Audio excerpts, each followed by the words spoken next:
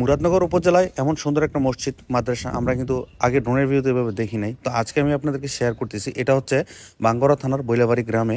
সবাই মাশাআল্লাহ বলবেন, আর এরকম সুন্দর দৃশ্য আমি আগে কখনো দেখি নাই। তো আপনাদেরকে একটু শেয়ার করতেছি এই মাদ্রাসার এই যে যেখানে পড়াশোনা করে এই ভিতরের অংশটা একটু দেখাচ্ছি কি সুন্দর করে করা হয়েছে।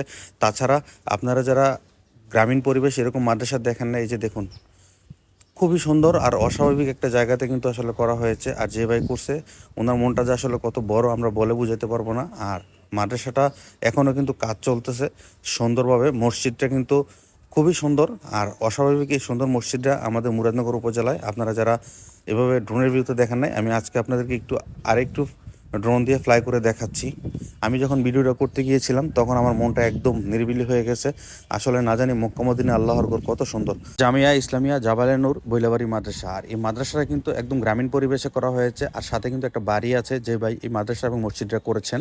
2022 সালে কিন্তু এই মাদ্রাসা এবং মসজিদটা প্রতিষ্ঠিত হয়েছে। আর এই মসজিদের ভিতরের ডেকোরেশনের কাজ কিন্তু এখনো চলতেছে, খুব সুন্দর। আর সব জায়গায় কিন্তু সাদা রং, আর সাদা সবারই ভালো লাগে।